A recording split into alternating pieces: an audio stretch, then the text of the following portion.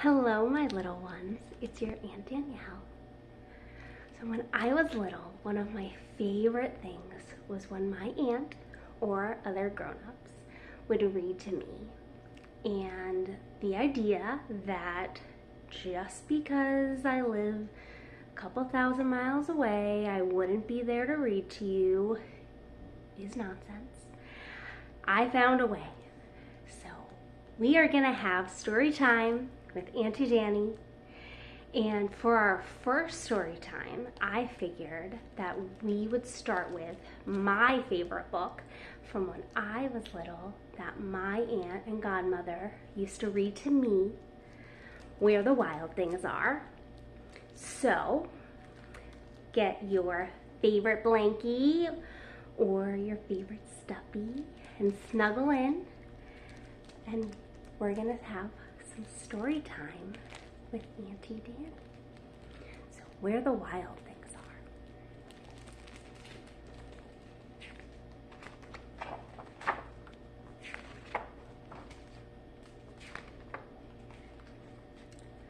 The night Max wore his wolf suit and made mischief of one kind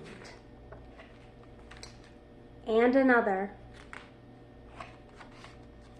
his mother called him Wild Thing, and Max said, "I'll eat you up."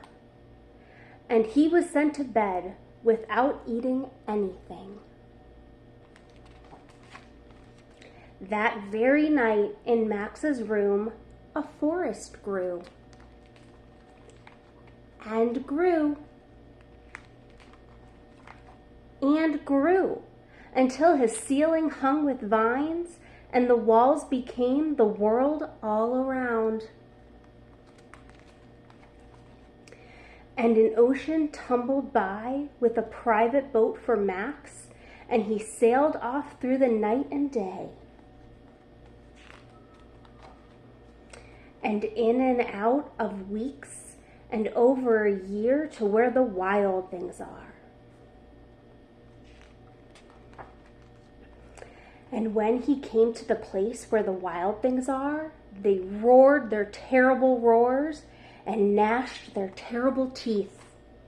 And they rolled their terrible eyes and showed their terrible claws. Till Max said, "Be still," and tamed them with the magic trick of staring into all their yellow eyes without blinking once, and they were frightened and called him the most wild thing of all. And they made him the king of all wild things. And now, cried Max, let the wild rumpus start.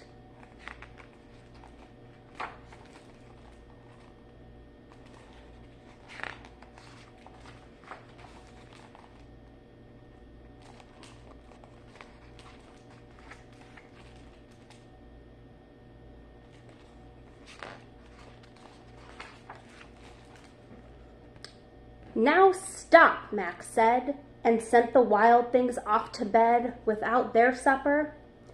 And Max, the king of all the wild things, was lonely and wanted to be where someone loved him best of all. Then all around, from far away, across the world, he smelled something good to eat. So he gave up being king of where the wild things are. But the wild things cried, "Oh, please don't go. We'll eat you up. We love you so." And Max said, "No." The wild things roared their terrible roars and gnashed their terrible teeth and rolled their terrible eyes and showed their terrible claws. But Max stepped into his private boat and waved goodbye, and sailed back over a year and in and out of weeks and through a day, and into the night of his very own room, where he found his supper waiting for him.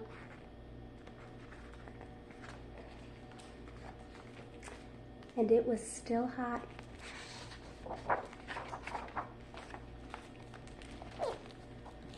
I hope you enjoyed your first story time. Let me know what you want to hear next time. I love you.